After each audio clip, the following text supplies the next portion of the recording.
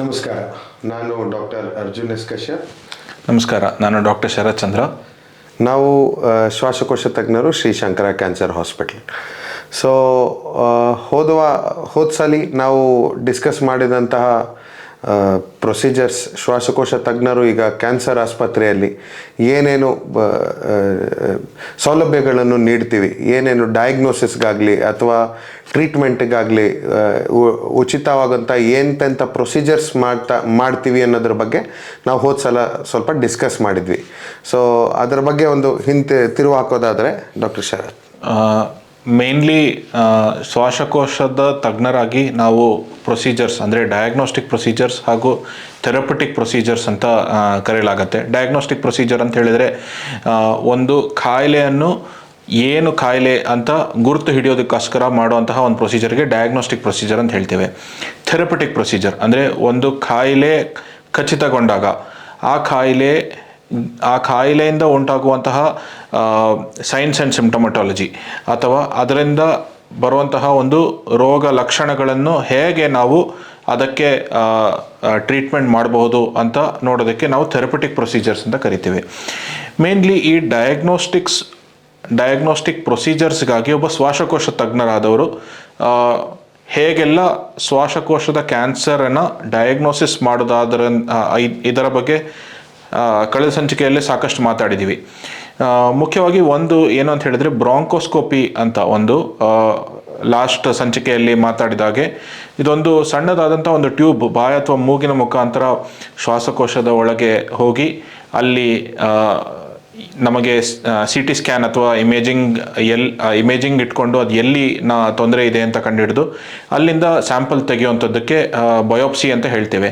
ಅಲ್ಲಿಂದ ಬರುವಂತಹ ಸೆಕ್ರೀಷನ್ಸನ್ನು ತೆಗೆದು ಅದನ್ನು ಮತ್ತೆ ಇನ್ವೆಸ್ಟಿಗೇಟ್ ಮಾಡೋದಕ್ಕೆ ಬ್ರಾಂಕಿಯೋಲ್ ವೆಲಾರ್ ಲವಾಜ್ ಅಂತ ಕರಿತೇವೆ. ಸೊ ಇದ್ರ ಬಗ್ಗೆ ಸಾಕಷ್ಟು ಮಾತಾಡಿದ್ದೀವಿ.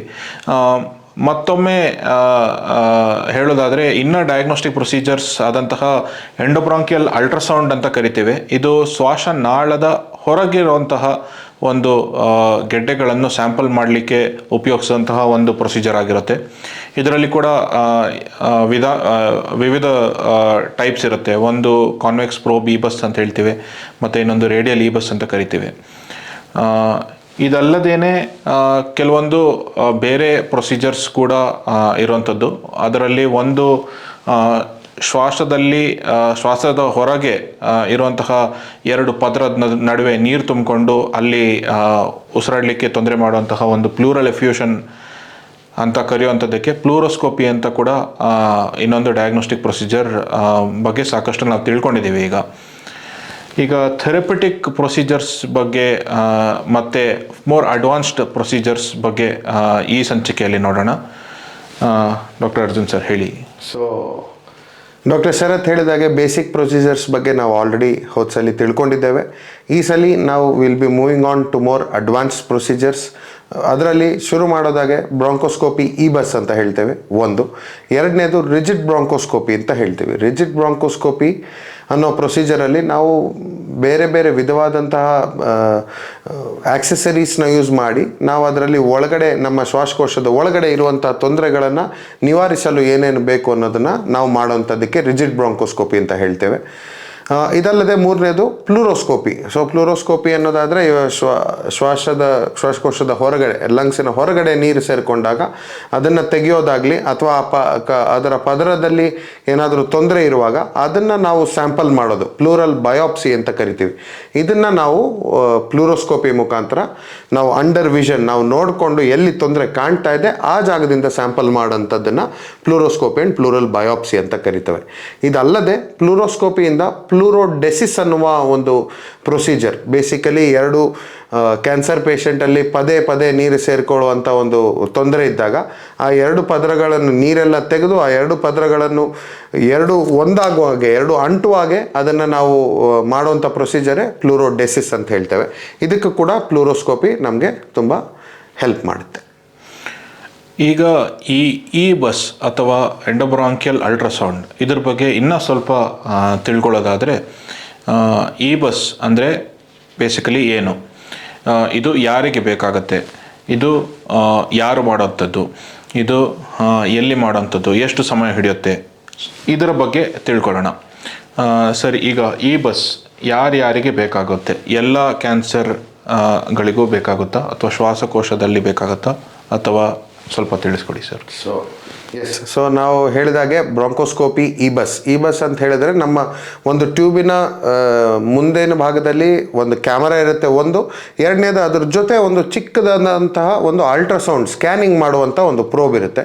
ಸೊ ಇದನ್ನು ನಾವು ಅನಸ್ತೇಷ ಕೊಟ್ಟು ಪೇಷಂಟಿಗೆ ನಿದ್ದೆ ಬರುವಾಗ ಮೆಡಿಸಿನ್ ಕೊಟ್ಟು ಬಾಯಿ ಮುಖಾಂತರ ಒಳಗಡೆ ಹೋದಾಗ ಶ್ವಾಸಕೋಶದ ಸುತ್ತಲೂ, ಶ್ವಾಸನಾಳದ ಸುತ್ತಲೂ ಇರುವಂತಹ ಲಿಂಫ್ ನೋಡ್ಸ್, ಇವಾಗ ಎಲ್ಲ ಕ್ಯಾನ್ಸರಲ್ಲೂ ಅದು ಕಾಣಬೇಕು ಅಂತ ಇಲ್ಲ, ಅಥವಾ ಲಂಗ್ ಕ್ಯಾನ್ಸರ್ ಇರೋ ಪೇಷಂಟ್ಸಲ್ಲೇ ಎಲ್ಲರಲ್ಲೂ ಅದು ಇರಬೇಕು ಅಂತಲೂ ಇಲ್ಲ.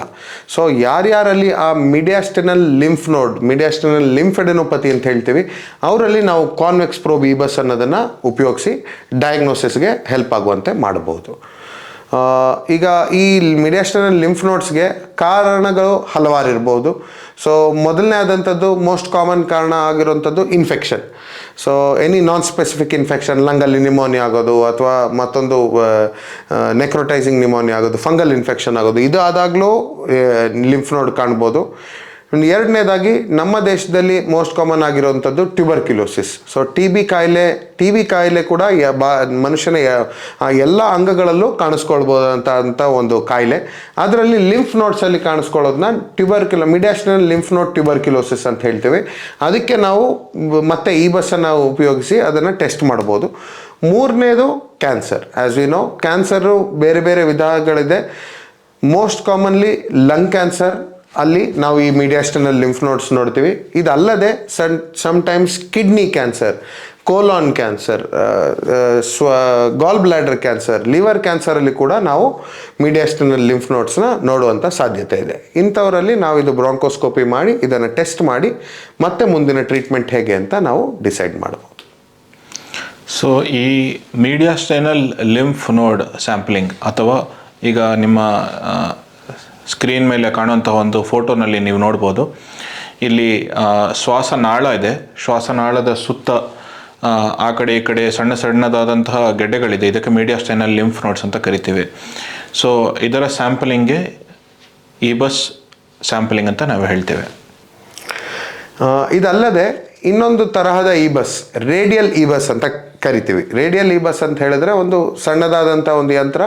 ಅದನ್ನು ನಾವು ನಮ್ಮ ಬ್ರಾಂಕೋಸ್ಕೋಪ್ ಮುಖಾಂತರ ಇವಾಗ ಶ್ವಾಸನಾಳದ ಸುತ್ತಲೂ ಅಲ್ಲದೆ ಇವಾಗ ಲಂಗ್ಸ್ ಒಳಗಡೆ ಇರುವಂತಹ ಗಡ್ಡೆಗಳು, ಇವಾಗ ಲಂಗ್ ಟ್ಯೂಮರ್ ಆಗಿರ್ಬೋದು ಅಥವಾ ಟಿ ಬಿನೇ ಆಗಿರ್ಬೋದು ಅಥವಾ ಆರ್ಗನೈಸಿಂಗ್ ನಿಮೋನಿಯಾ ಅಂತ ಹೇಳ್ತೀವಿ ಅಂಥದ್ದಾಗಿರ್ಬೋದು ಅಥವಾ ಫಂಗಲ್ ನಿಮೋನಿಯಾ ಆಗಿರ್ಬೋದು, ಇದು ಯಾವುದೇ ಇದ್ದಲ್ಲೂ ಕೂಡ ಲಂಗ್ ಒಳಗಡೆ ಇರೋದನ್ನು ನಾವು ಎಲ್ಲಿದೆ ಅನ್ನೋದನ್ನು ಖಡಾಖಂಡಿತವಾಗಿ ಈ ಬಸ್ಸಲ್ಲಿ ನೋಡಿಕೊಂಡು ಅಲ್ಲಿಂದ ಸ್ಯಾಂಪಲ್ ಮಾಡೋದನ್ನ ರೇಡಿಯಲ್ ಈ ಬಸ್ ಗೈಡೆಡ್ ಬಯೋಪ್ಸಿ, ಟ್ರಾನ್ಸ್ ಬ್ರಾಂಕಿಯಲ್ ಲಂಗ್ ಬಯೋಪ್ಸಿ ಅಂತ ನಾವು ಇದು ಹೇಳ್ತೀವಿ.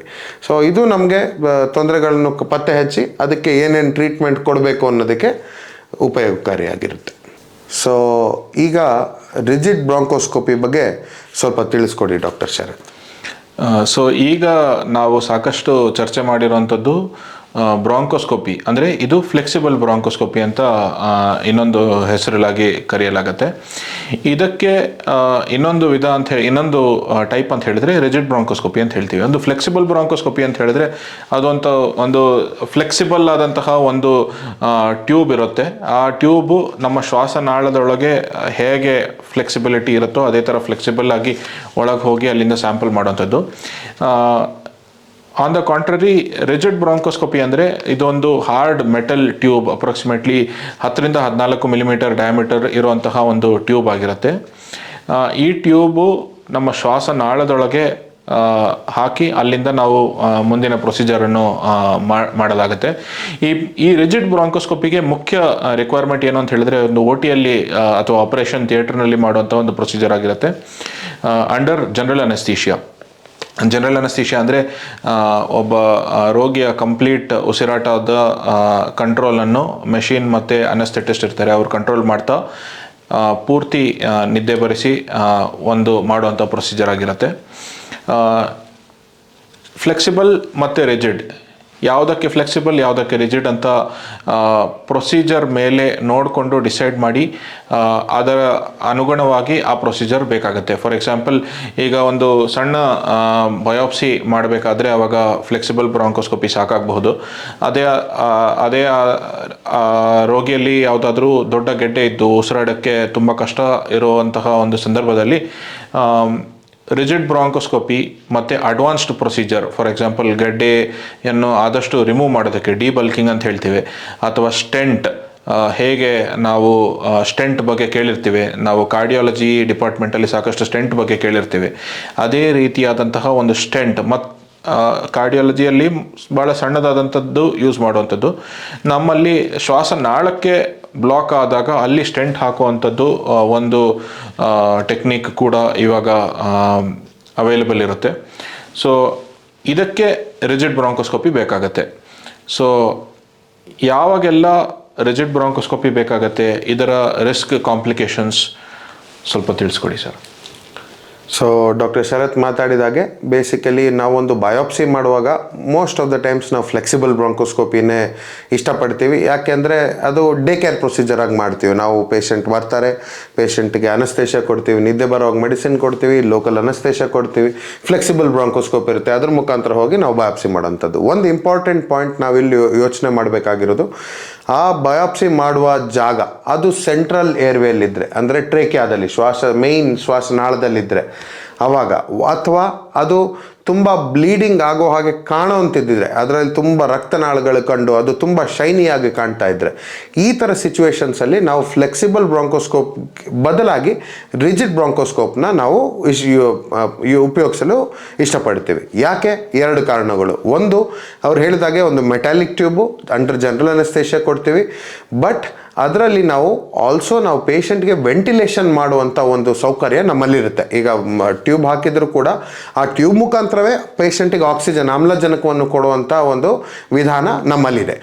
ಎರಡನೇದು, ನಾವು ಆಕ್ಸಿಜನ್ ಕೊಡ್ತಾ ಇದ್ರೂ ಕೂಡ ಒಳಗಡೆ ಹೋಗಿ ಕೆಲಸ ಮಾಡುವಂತಹ ಒಂದು ಸಾಮರ್ಥ್ಯನೂ ರಿಜಿಡ್ ಬ್ರಾಂಕೋಸ್ಕೋಪಿ ಹೊಂದಿದೆ. ಸೊ ಅದರಲ್ಲಿ ಜಾಗ ಶ್ವಾಸಕೋಶಕ್ಕೆ ಶ್ವಾಸ ಕೊಡಲಿಕ್ಕೂ ಆಗಲು ಪ್ಲಸ್ ನಾವು ಮಾಡುವಂಥ ಪ್ರೊಸೀಜರ್ಗೆ ಎರಡೂ ಸೇರಿ ಜಾಗ ಆಗುವಂತಹ ಒಂದು ವಿಧಾನ ರಿಜಿಡ್ ಬ್ರಾಂಕೋಸ್ಕೋಪಿ. ಸೊ ಹೇಳಿದಾಗೆ ಈಗ basically tumour, one of the most common thing is tumour debulking ಅಂತ ಹೇಳ್ತೇವೆ. ಈಗ ಯಾವುದೋ ಒಂದು ಟ್ಯೂಮರು ಶ್ವಾಸಕೋಶದ ಒಳಗಡೆ ಬೆಳ್ಕೊಂಡಿದ್ರೆ ಉಸಿರಾಟಕ್ಕೆ ತೊಂದರೆ ಆಗುವಲ್ಲಿ, ಇವಾಗ ಕಫದಲ್ಲಿ ರಕ್ತ ಬರುವಾಗ ಉಸಿರಾಟಕ್ಕೆ ತೊಂದರೆ ಆಗುವ, 4 ಹೆಜ್ಜೆ ನಡೆಯುವಾಗ ಎದುಸಿರು ಬರೋದು, ಇದೆಲ್ಲ ಲಕ್ಷಣಗಳು ಶ್ವಾಸಕೋಶದ ಒಳಗಡೆ ಏನಾದ್ರು ಬಂದಿದೆಯಾ ಅಂತ. ಇದರಲ್ಲಿ ಸಾಮಾನ್ಯವಾದಂಥ ಕ್ಯಾನ್ಸರ್ ಅಂತ ಹೇಳಿದರೆ, ಒಂದು ಲಂಗ್ ಕ್ಯಾನ್ಸರ್ ಆಗಿರ್ಬೋದು, ಎರಡನೇದು ಅನ್ನನಾಳದ ಕ್ಯಾನ್ಸರ್ ಆಗಿರ್ಬೋದು, ಮೂರನೇದು ಬ್ರೆಸ್ಟ್ ಕ್ಯಾನ್ಸರ್ ಆಗಿರ್ಬೋದು, and ಅಕೇಶ್ನಲಿ kidney cancer, renal cell carcinoma ಅಂತ ಏನು ಹೇಳ್ತೀವಿ, ಅದು ಕೂಡ ಲಂಗಿಗೆ ಸ್ಪ್ರೆಡ್ ಆಗಿ ಅದು ಶ್ವಾಸನಾಳವನ್ನು ಬಂದ್ ಮಾಡುವಂಥ ಕೆಲಸ ಮಾಡ್ತಾ ಇರ್ಬೋದು. ಅಂಥದ್ದಿದ್ದಾಗ ನಾವು rigid bronchoscopy under general anaesthesia ಬಾಯೊಳಗೆ ಹೋಗಿ ಅಲ್ಲಿ ಇರುವ ಟ್ಯೂಮರನ್ನು ತೆಗಿಲಿಕ್ಕೆ ನಮ್ಮ ಹತ್ರ ಬೇರೆ ಬೇರೆ ವಿಧಾನಗಳಿದೆ. ಒಂದು, ಬ್ರಾಂಕೋಸ್ಕೋಪ್ ಇಂದನೇ ಆ ಬ್ರಾಂಕೋಸ್ಕೋಪಿಂದನೇ ಟ್ಯೂಮರ್ ಡಿಬಲ್ಕಿಂಗ್ ಅಂತ ಹೇಳ್ತೇವೆ, ಅದನ್ನು ಮಾಡತಕ್ಕಂಥದ್ದು. ಎರಡನೇದು, ನಾವು ಬೇರೆ ಬೇರೆ ಆಕ್ಸೆಸರೀಸ್ ಇರುತ್ತೆ ನಮ್ಮಲ್ಲಿ. ರಿಜಿಡ್ ಬ್ರಾಂಕೋಸ್ಕೋಪಲ್ಲಿ ಯೂಸ್ ಮಾಡುವಂಥ ಆಕ್ಸೆಸರೀಸ್ ಎಲೆಕ್ಟ್ರೋಕಾಟ್ರಿ ಆಗಿರ್ಬೋದು, ಅಥವಾ ಆರ್ಗನ್ ಪ್ಲಾಸ್ಮಾ ಕೋಯಾಗ್ಯುಲೇಷನ್ ಆಗಿರ್ಬೋದು, ಅಥವಾ ಮೋಸ್ಟ್ ರೀಸೆಂಟ್ ಆ್ಯಂಡ್ ಮೋಸ್ಟ್ ಉಪಯೋಗಕ್ಕೆ ರೀಸೆಂಟಾಗಿ ಉಪಯೋಗಿಸ್ತಾ ಇರೋದು ಎಲ್ಲರೂ ಲೇಸರ್ ಅಂತ ಹೇಳ್ತೇವೆ. ಸೊ ಈ ಲೇಸರ್ ಅನ್ನೋದು ನಾವು ಸಾಕಷ್ಟು ಕಿಡ್ನಿ, ಯೂರಿನರಿ ಬ್ಲ್ಯಾಡರಲ್ಲೆಲ್ಲ ಉಪಯೋಗಿಸಿರುವಂಥದ್ದು, ಬಟ್ ಇದನ್ನು ಇವಾಗ ನಾವು ಶ್ವಾಸಕೋಶದಲ್ಲೂ ಉಪಯೋಗಿಸ್ಬೋದಾದಂಥ ಲೇಸರ್ಗಳು ಬಂದಿದ್ದಾವೆ. ಇದರಲ್ಲಿ ಮೇಯ್ನ್ ಅಡ್ವಾಂಟೇಜ್ ಏನಪ್ಪ ಅಂತ ಹೇಳಿದ್ರೆ, ಬ್ಲೀಡಿಂಗ್ ಆಗೋದನ್ನು ನಾವು ತಡಿಬೋದು. ಈಗ ಬೇರೆ ಕಡೆ ಬ್ಲೀಡಿಂಗ್ ಆದರೆ ನಾವು ಒಂದು 5 ml 10 ml ಜಾಸ್ತಿ ಹೋದರೂ ನಾವು ಚಿಂತೆ ಮಾಡದೇಲೇ ಇರ್ಬೋದು, ಬಟ್ ಇಲ್ಲಿ ಬ್ಲೀಡಿಂಗ್ ಆದರೆ ಆವಾಗ ಅದೆಲ್ಲ ಹೋಗೋದು ನಮ್ಮ ಶ್ವಾಸಕೋಶಕ್ಕೆ, ಅದರಿಂದ ನಮ್ಮ ಆಕ್ಸಿಜನ್, ಆಮ್ಲಜನಕ ರಕ್ತದಲ್ಲಿ ಕಡಿಮೆ ಆಗುತ್ತೆ, ಮತ್ತು ಹಾರ್ಟ್ ಮೇಲೆ ತೊಂದರೆ ಆಗೋ ಸಾಧ್ಯತೆ ಇರುತ್ತೆ. ಸೊ ಇದನ್ನು ನಾವು ಪ್ರಿವೆಂಟ್ ಮಾಡಬೇಕು ಅಟ್ ಆಲ್ ಕಾಸ್ಟ್. ಸೊ ಹಾಗಾಗಿ ನಾವು ರಿಜಿಡ್ ಬ್ರಾಂಕೋಸ್ಕೋಪಿ ಮಾಡಿದಾಗ ರಕ್ತಸ್ರಾವ ಆಗೋದನ್ನು ತಡೆದು, ಸೆಕೆಂಡ್, ನಾವು ಲೇಸರ್ ಯೂಸ್ ಮಾಡಬೇಕಾದ್ರೆ ಬ್ಲೀಡಿಂಗ್ ಆಗದೆ ಆದಷ್ಟು ಟ್ಯೂಮರನ್ನು ತೆಗೆಯುವಂಥ ಒಂದು ವಿಧಾನವನ್ನು ಉಪಯೋಗಿಸ್ಕೊಳ್ಬೋದು. ಸೊ ಒಂದು, ಟ್ಯೂಮರ್ ಡಿಬಲ್ಕಿಂಗ್. ಎರಡನೇದಾಗಿ ಈಗ ಟ್ರೇಕೆಲ್ ಡೈಲೆಟೇಷನ್ ಅನ್ನೋ ಒಂದು ಪ್ರೊಸೀಜರ್ ಕೂಡ ನಾವು ರಿಜಿಡ್ ಬ್ರಾಂಕೋಸ್ಕೋಪಿಯಲ್ಲಿ ಮಾಡ್ಬೋದು. ಸೊ ಟ್ರೇಕೆಲ್ ಸ್ಟಿನೋಸಿಸ್ ಅನ್ನೋ ಒಂದು ಕಂಡೀಷನ್ ಬಗ್ಗೆ ಡಾಕ್ಟರ್ ಶರತ್ ಮಾತಾಡ್ತಾರೆ.